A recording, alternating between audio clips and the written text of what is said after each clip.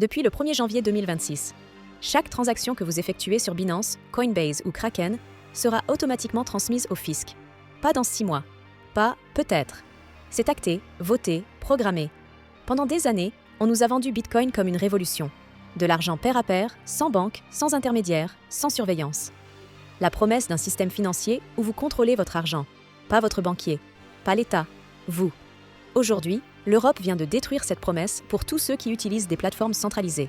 Et le pire, la majorité des détenteurs de crypto n'en ont même pas conscience.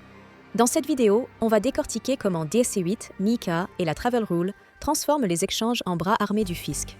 On va comprendre pourquoi cette surveillance totale n'est pas un bug, mais une fonctionnalité calculée pour faciliter l'arrivée de BlackRock et consorts. Et surtout, on va voir comment reprendre le contrôle, parce que les outils de résistance existent, mais personne ne vous dira comment les utiliser. Si vous pensez que vous n'avez rien à cacher, restez quand même. Parce que ce qui se joue ici dépasse largement la fiscalité. C'est la question de savoir si la blockchain restera un espace de liberté ou si elle deviendra juste une base de données glorifiée, contrôlée par les mêmes institutions qu'elle était censée remplacer. Parlons clairement de ce qui arrive. DAS8, c'est la 8e directive européenne sur la coopération administrative. Son objectif ?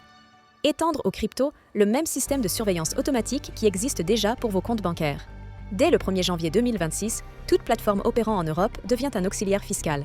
Concrètement, voici ce qu'ils collecteront sur vous. Identité complète, nom, prénom, adresse, numéro fiscal. Chaque achat, chaque vente, chaque échange crypto-to-crypto. Tous vos transferts, montant, date, adresse de destination. Le solde total de votre portefeuille sur la plateforme. Ces données seront compilées automatiquement et envoyées au fisc de votre pays, au plus tard le 30 septembre 2027, puis chaque année suivante. Ce n'est pas une surveillance ciblée sur les suspects. C'est une surveillance de masse systématique appliquée à tous les utilisateurs européens. Et attention, ce n'est pas une option pour les plateformes. C'est une obligation légale. Binance ne peut pas refuser. Kraken ne peut pas refuser. Ou alors, il ferme boutique en Europe. Maintenant, réfléchissez à ce que ça signifie concrètement. Vous avez acheté du Bitcoin en 2020 à 5 000 €. Vous l'avez vendu en 2024 à 60 000 €. Vous pensiez peut-être déclarer à votre rythme ou gérer ça plus tard. Fini. Le fisc le saura avant vous. Il aura le montant exact de votre plus-value. Il saura quand vous avez acheté, à quel prix et combien vous avez gagné. Mais je n'ai rien à cacher, je paie mes impôts. Parfait. Mais ce n'est pas la question. La question c'est, acceptez-vous qu'une entreprise privée transmette automatiquement l'intégralité de votre historique financier à l'État sans votre consentement explicite transaction par transaction ? Parce que c'est exactement ce qui va se passer. Et ça va au-delà de la fiscalité. Une fois ces données entre les mains des administrations, elles peuvent être croisées, analysées, utilisées pour d'autres fins. Aujourd'hui, c'est pour les impôts. Demain, pour identifier vos habitudes de consommation, pour évaluer votre profil de risque, pour vous refuser un crédit parce que vous avez investi dans un token qualifié de douteux par une IA administrative. On n'est plus dans Bitcoin tel qu'imaginé par Satoshi Nakamoto. On est dans un système où la blockchain devient un registre de surveillance plus efficace que n'importe quelle banque traditionnelle. Maintenant, posons-nous la vraie question. Pourquoi ? Le discours officiel est prévisible. Lutte contre le blanchiment, protection des investisseurs, équité fiscale. Des arguments légitimes en surface. Mais creusons. Le vrai agenda est triple. Premièrement, récupérer le contrôle. Pendant 15 ans, les États ont vu des milliards leur échapper via un système qu'ils ne contrôlaient pas. Bitcoin a prouvé qu'une monnaie pouvait exister sans banque centrale. Ethereum a montré qu'on pouvait créer des contrats financiers sans notaire. Ça a terrifié les gouvernements. Pas par peur du crime organisé, l'essentiel du blanchiment passe toujours par le système bancaire traditionnel. Non, par peur de l'obsolescence. Par peur qu'un jour, les citoyens n'aient plus besoin d'eux pour gérer leur argent. Deuxièmement, préparer le terrain pour les institutions. Et c'est là que ça devient intéressant. Regardez qui applaudit ces nouvelles règles. BlackRock, Fidelity, Goldman Sachs. Pourquoi ? Parce que pendant des années, ces géants ne pouvaient pas entrer massivement dans la crypto. Trop risqué, réglementairement.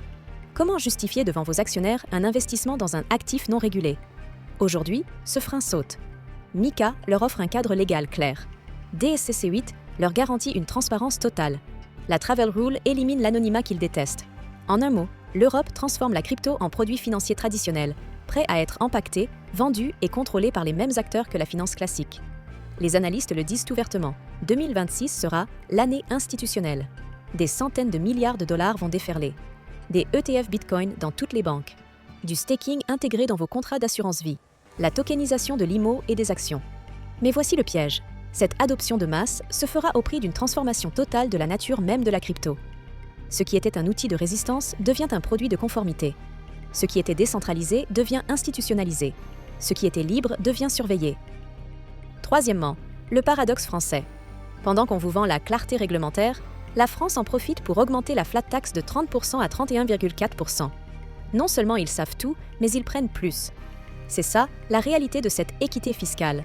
Plus de surveillance, plus d'impôts, moins de liberté. Et le plus cynique dans tout ça, c'est présenté comme une protection pour vous. On vous dit que c'est pour sécuriser le marché. Mais sécuriser pour qui? Certainement pas pour l'investisseur particulier qui perd sa vie privée. Sécuriser pour les institutions qui vont maintenant pouvoir débarquer en terrain parfaitement balisé. C'est ce qu'on appelle la capture réglementaire. Quand les règles sont écrites non pas pour protéger les utilisateurs, mais pour faciliter l'entrée des gros joueurs tout en éliminant la concurrence décentralisée. Alors, on fait quoi? On abandonne? Absolument pas. Parce que voici la beauté de la blockchain. Elle est toujours là, en dessous de toute cette réglementation. Le Bitcoin ne change pas parce que l'Europe vote une loi. Ethereum ne devient pas centralisé parce qu'un bureaucrate le décide. La technologie reste. Les outils de souveraineté existent. Mais il faut les utiliser. Voici le plan de bataille en 3 étapes. Première chose, faites l'inventaire complet. Combien de comptes avez-vous sur des exchanges centralisés? Binance, Coinbase, Kraken, Crypto.com. Listez tout. Pour chaque compte, posez-vous ces questions. Quelles données ont-ils sur moi? KYC, adresse, pièce d'identité, justificatif bancaire. Quel est mon historique de transactions complet? Quelle est la valeur actuelle de mes actifs sur cette plateforme? Une fois que vous avez cette vision claire, rationalisez. Fermez les comptes inutilisés après avoir retiré vos fonds. Consolidez là où c'est nécessaire. Mais surtout, prenez conscience que chaque euro laissé sur un exchange n'est pas votre argent. C'est une créance, une promesse qu'on vous remboursera. Vous ne détenez rien. L'exchange détient les clés. Et maintenant, il détient aussi l'obligation de vous balancer au fisc. C'est le cœur de tout. La seule vraie réponse à DAC8, c'est la self-custody, l'autogarde de vos cryptos. Investissez dans un hardware wallet. Ledger, Trésor, Coldcard, peu importe la marque, choisissez un appareil réputé. Ces petits boîtiers stockent vos clés privées hors ligne. Quand vous signez une transaction, la clé ne sort jamais de l'appareil. Impossible à hacker à distance. Mais surtout, voici ce que ça change pour DC8. Une fois vos cryptos sur votre hardware wallet, aucune entreprise n'a l'obligation de les déclarer. Vous sortez du système, vous redevenez souverain. Mais la Travel Rule? Oui, pour un retrait important, l'exchange demandera peut-être une preuve que l'adresse vous appartient. C'est contraignant, je sais, mais c'est un désagrément ponctuel contre une surveillance permanente. Faites le calcul. Et voici ce que personne ne dit. La self-custody n'est pas juste une question de sécurité ou de vie privée. C'est une question philosophique. C'est dire « Je refuse que mon argent soit une permission révocable accordée par une entreprise ou un État. Je veux que mon argent soit mien, absolument, sans condition. » C'est ça Bitcoin. C'est ça, la blockchain. Pas un compte chez Binance avec un joli graphique. Un actif dont vous détenez la clé cryptographique. Une fois que vous maîtrisez la self-custody, un monde entier s'ouvre, la finance décentralisée. Les DEX, échangeurs décentralisés, comme Uniswap, Hyperliquid, PancakeSwap, Aster, vous permettent d'échanger des cryptos directement depuis votre wallet. Pas d'inscription, pas de KYC, pas d'intermédiaire qui collecte vos données. Vous connectez votre hardware wallet, vous signez la transaction, c'est terminé. Le lending et borrowing décentralisé, Aave Compound, vous permettent de prêter vos cryptos ou d'emprunter contre elles, sans banque. Le yield farming vous permet de générer des rendements, sans fonds d'investissement. Les stablecoins décentralisés, DAI, vous offrent de la stabilité sans dépendre d'une entreprise centralisée qui peut geler vos fonds. Tout ça existe. Maintenant, tout ça fonctionne. Et tout ça est en dehors du système de surveillance de DAC8. Mais soyons honnêtes, la DeFi n'est pas simple. C'est plus complexe. Il y a des risques de smart contracts buggés. Il y a des hacks. Il y a des escroqueries. Et surtout, il y a un principe fondamental. Vous êtes responsable. Si vous envoyez vos fonds sur la mauvaise adresse, personne ne vous remboursera. Si vous perdez votre seed phrase, c'est terminé. Pas de service client. Pas de récupération de mots de passe. C'est terrifiant, je sais. Mais c'est aussi libérateur. Parce que c'est le prix de la souveraineté. Être souverain, ça signifie assumer. Ça signifie apprendre. Ça signifie prendre des risques calculés. Alors allez-y progressivement. Commencez avec 100 €. Testez un DEX. Comprenez comment fonctionne une transaction sur un DEX. Familiarisez-vous avec MetaMask ou mon préféré Rabby. Prenez le temps. Mais ne l'ignorez pas. Parce que pendant que le monde centralisé se transforme en panoptique fiscale, la DeFi reste un espace de liberté.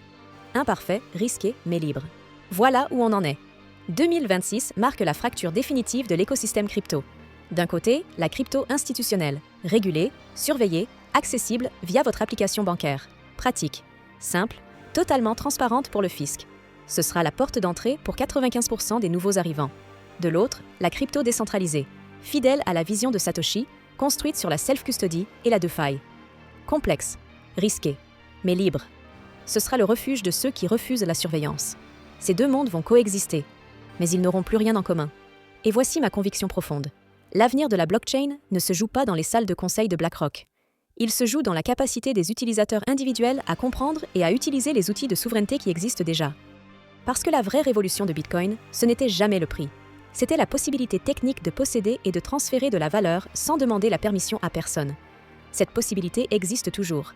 Mais elle demande un effort. Elle demande d'apprendre. Elle demande de sortir de sa zone de confort. Alors la question que je vous pose est simple. Qui voulez-vous être dans ce nouveau monde ? Un utilisateur passif qui confie son argent à des intermédiaires régulés ou un acteur souverain qui prend le contrôle de ses finances? Il n'y a pas de bonne ou de mauvaise réponse, mais il y a un choix. Et ce choix va définir votre relation à la crypto pour la prochaine décennie. Alors, dites-moi, cette réglementation européenne, c'est la mort de Bitcoin ou son baptême du feu? Est-ce qu'on peut encore parler de décentralisation quand 90% des utilisateurs passent par Binance? Votre avis compte. Le débat est dans les commentaires. Si cette analyse vous a ouvert les yeux, abonnez-vous et activez la cloche. Les mois qui viennent vont être décisifs. Je serai là pour décortiquer chaque évolution, chaque nouvelle règle, et surtout pour partager les stratégies concrètes de résistance et de souveraineté. Merci de m'avoir écouté jusqu'au bout. Et rappelez-vous, Not your keys, not your coin. Ce n'est pas un slogan, c'est la ligne de défense.